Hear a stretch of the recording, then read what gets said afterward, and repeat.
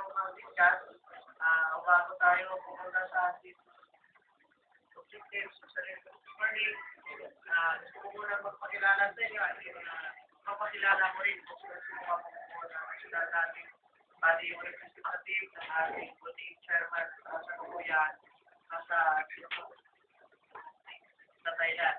So, nga pala si Argel Elbalbuena, synonym ba sa CGBII o sa Guardian, active po ng Philippine Air Force. So, ang po sa Philippine Air Force is Staff Sergeant, 15 years in the service, mag-16 ngayong September 1. So, medyo may edad na, pero bata ka na. So, kasalukuyan, aside po ako sa Villacor Air Base. So, kung kailangan, i-touch lang dyan lang ako. At yung bahay ko po, nasa San Rubil, nagpaliwas, pinagbuhatan, Pasig City. So, galit ang CGBII o sa previously, galing po ako sa PGBI o Philippine Guardian Federal Incorporated. Sa pamumuno ng ating chairman o si Gringo nasa po tayo. So, ako po, sumanib sa CGBII, nasasalihan nyo rin ngayon, noong February 19, 2010. 2010 lang po ako dito sa CGBII. So, dito bata pa po ako sa CGBII. Pero pagdating po sa Guardian, medyo matagal-tagal na po kasi yan 2004. So, yung pamunuan po ng CGBII sa ating pinaka-leader na Chairman, National Founder, walang iba kundi si Senep Roberto Barbieda, si Senep Chinso, nasa kasalukuyan, nasa Thailand. So, represent ko kanya may bahay, Madonna, so nandito siya ngayon. Ang ating po, pumapangalawa sa kanya, yung overall supremo ng ating samahan sa mga CGBI Procedures of Guardians Federal International Incorporated na walang isa, siyempre, batang-bata nila. So, batang-bata sa edad. So, walang iba kasi natin po si Supremo, Verde Milano. So, ngayon, nandito, pagkilitay din natin na umupo ng mga nasyonal natin na dyan po, si RMG Boyet, yan, batang-bata yan, BDP, RMG Boyet. Sila po yung mga national founder ng CGBI. Sila po nagtatagdidinig natin natin. So, atin yung coordinator natin, si Ma'am, si RMG Daniel, kasi palagi. So, discuss natin siya. So, magang ito, gusto ko maging panatan tayo. Gusto ko matanggal yung mga nandiyan sa picture tayo na ito lang ito nga natin po. Meron natin alam nyo, walang may tutulong ng samahan, mag-isip po kayo. Ang samahan, hindi po yan, lalo kami hindi kami nag-iisaya, gusto namin sumali, kung hindi man lang kayo kumisip sa samahan. Ang gusto namin mangyari, sinayos kami, dito po sa samahan, isip po tuloy, wala po tayong sahod, wala po tayong alawan, wala po lahat. Ito lang po, commitment, kaligayahan, na in return, natutulungan tayo ng brotherhood o yun ng mga bro dahil doon sa commitment na pinalita natin sa bawat sila. So yun lang po. So kailangan na natin dito commitment kasi baka kumaya sumali kayo dahil ang stick nyo nandiyan si Kernel para pag nahuli ako sa birthday para pag si katulad yan si Kernel kahit paano ay may mga kilalang indinte matutulungan niya ako dito po sa samahan in-discuss natin mamaya, isipin natin kung anong pa-contribute natin sa samahan. Ano bang may tulong natin? Kasi pag may tulong natin, hindi natin nalalaman in return pala, may bumabalik sa atin. Namagan, sa daming factors at daming komplikasyon na minsan naaway tayo ng asawa natin, inaaway tayo ng mga anak natin. Kailangan nila ito sa mga natin. So, let's proceed. Ating natin po this morning is about, siyempre, ang pumasukan nyo about guidance. Siguro ako pala muna. Anong pangalan? O?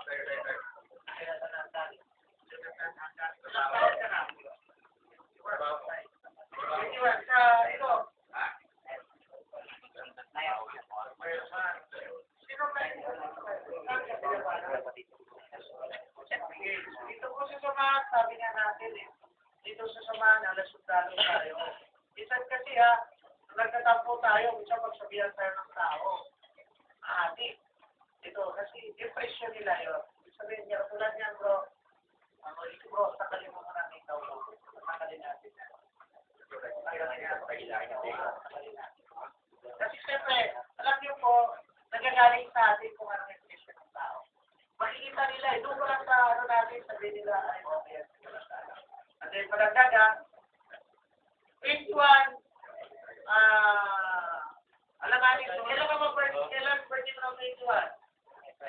April 5. So, bylaws natin is dapat 24 years old po tayo patahan. Siya taon pa. Mamaya, pag-isipan. Tapos na rin yun. Sa 20 pala. Di 21 siya nga. April 5. April lang na tayo. Ilang taon?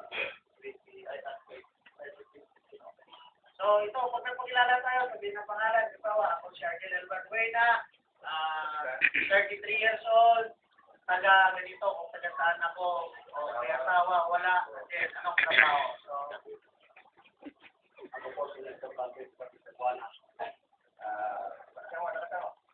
Ako po si Lito Palme, sa Buwana, 46 years old. May asawa, sigurado. Next, ako sa Buwana.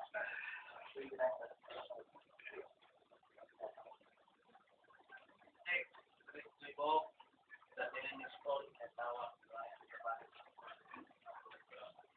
Robert Mateus Libo, 37 years old, natawa, next, Sutri Campus po, 83, Higit, next, Joseph Uiguin po, Villajuana, natawa. Hindi naman tama, wala pang kuryente sa bahay.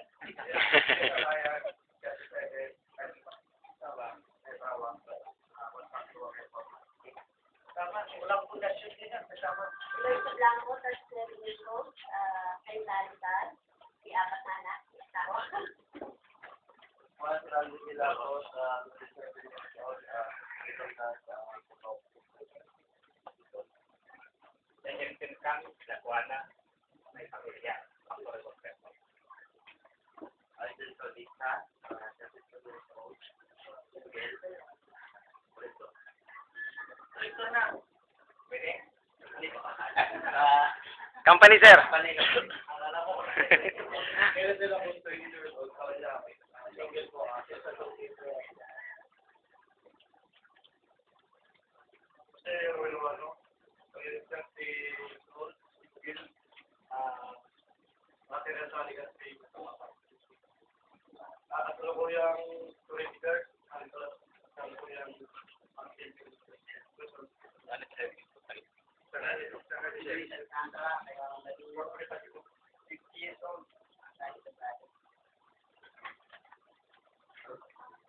Salvador Kasi, Kenen Pati, kaya tawa, President Driver.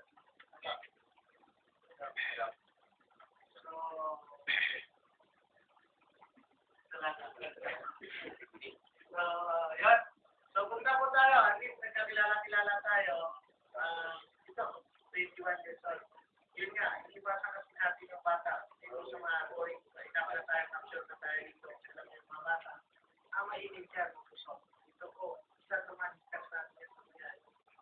Ano ba? So, didiscuss natin this morning is about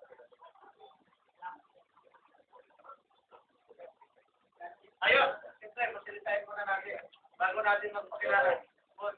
Simulan natin para makilala nyo muna kung single ba o meron din itong mga nagtatabi ko. So, start natin sa national founder ng national, si RMG Boyer. Most request talaga niya na NF Boyer. Siyempre, sa asawa. Yan. Si RNG Daniel, National Coordinator, Security, may asawa.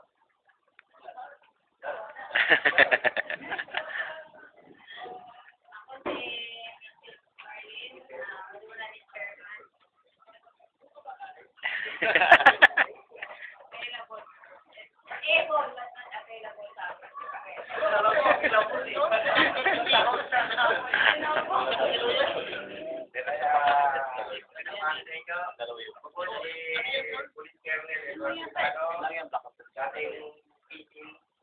At ngayon Pabidya. Ay, ano? Si Pabidya yan. politiko sa Timog Cavite. Ano kaya rin? Nakasama na.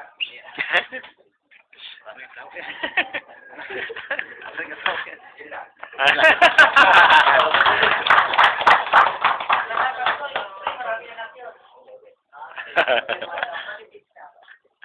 So, start tayo, ano? So, this morning, nagbagal natin tungkol sa guardians. So, test natin what is guardians, what is guardians. Sa nagsimula ba itong guardians, so si GBII, anong purpose? Bakit binuo ito? Sino-sino mga bumubuo nito? Paano sumali? Dito, siyempre, may requirements. Ano ang pagiging guardians? So, ang samahan, sabi nga natin kanina, hindi na yung purpose maganda.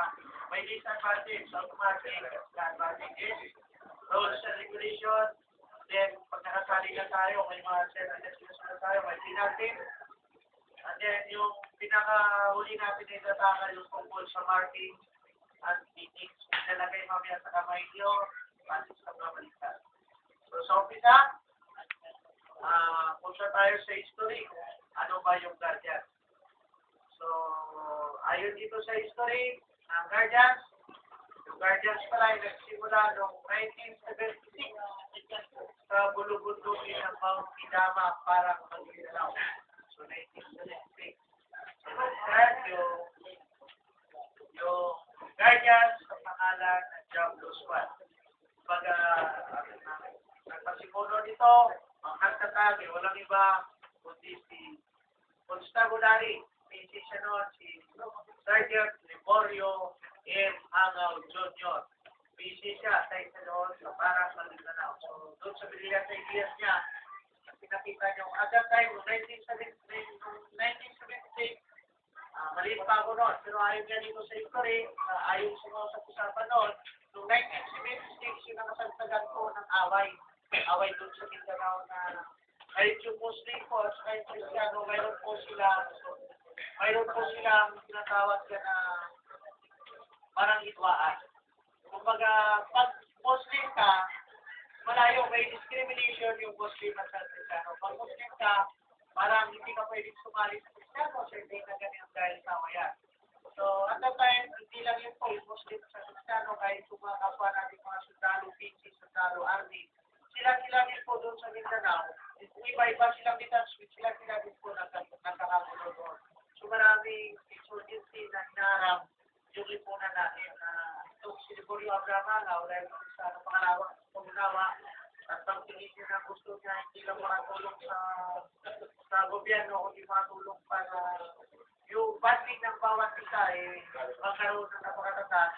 Nag-isip siya, nagpatawag siya ng meeting, nag-isip siya kung paano niya mabuo, paano niya ma-unite na magkaroon ng banding na napaka-tindi yung samahan. Nag-isip siya, nagpatawag siya ng meeting, nagkaroon sila ng meeting, na ito bubuo tayo na isang organization na sa hirap ang ginawa, walang hiwalay, walang iwanan, na kung ano man ang pangyari, sama-sama tayo, may pagkain ng isa, may pagkain ng lahat. So, nilatag nila, sa madaling salita, nilatag nila, parang ganito, nilatag nila ang agenda, kung ano bang maging agenda nitong samahan nila, ano bang maging purpose, ano sa nilatag. Sa madaling salita, Sergeant Liborio Abraham, nagkaroon agad ng purong pagkatapos, nainggan nyo na agad yung 11 subordinates. So, nagkaroon siya ng 11 subordinates na purong mga PC doon sa detachment. Madaling salita, nag-success yung meeting, nagkaroon na agad ng 11 members. So, itong sama nila, nagtinawag nila noong 1976 as Diablo Squad. So, ginawa nilang Diablo Squad. Itong Diablo Squad, yung nakasisahin ng meeting, sila na talaga walang iwanan.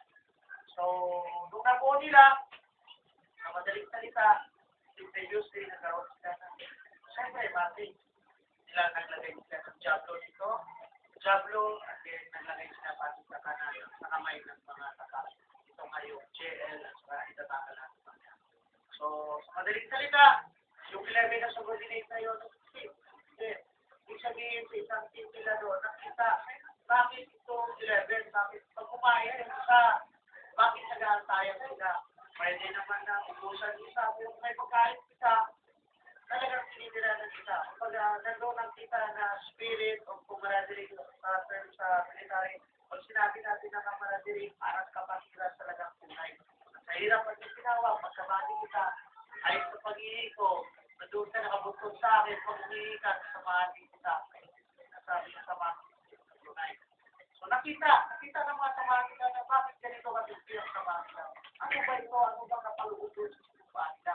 Sa madaling salita, marami sila may ganito. Ito po yung history natin. Once sinama, open po ito. Gusto nyo basahin, shortcut ko lang. Kasi basahin natin at babasahin ko at tayo mamaya. Baka mamaya naman tayo matapos. Sigurado ko ito tayo lahat. So, i-discuss ko, malun summarize na lang namin pala. So, sabi nga, dito sa history, nakita. 1966 nakita yun, nakitanian nila. So, sa madaling salita, 11 na yun, nakaingan yung college sila. Nakita, ibang tropa, magandang samahan. So, sabi ka, galing na kita. So, sa madaling salita, dumami yung membro, hanggang sa madaling salita, nung dumami na, napagkita naman sila. Kasi doon pala kasi sa, alam mo naman sa atin sa military, minsan may tinatawag sila na ipitan. Madaling salita, nakita doon ang leadership ni Sarito Liborio Abraham Mangaw, inarap ng sergeant. Siyempre, may mga official pa, usually may mga official pa sila. So, nakita na, siguro sabihin natin sa madaling salita, trend siguro, iniwalay sila isa-isa. Kasi parang kapag parang napunin nila siguro, naman dito sa atin. Iniwalay sila sa madaling salita. 19switch, pinalimutan na 19switch, pinalimutan sila doon. Iniwalay, sa madaling salita, iniwalay sila dahil ang purpose para patayin ito Jablos pa natin. Nilihatid sila sa ibang lugar, pagkakamali nila, akala nila mapatayin sa man, na yun pala, lalong dumami. Kasi bakit? Iniwalay sila, may sarili ng objectives, sarili ng plano. So, dumami, nagkaroon na lusot, kaya sa Mindanao, tayo ng mga program. Yung madaling salita, nag-exist tayo nationwide.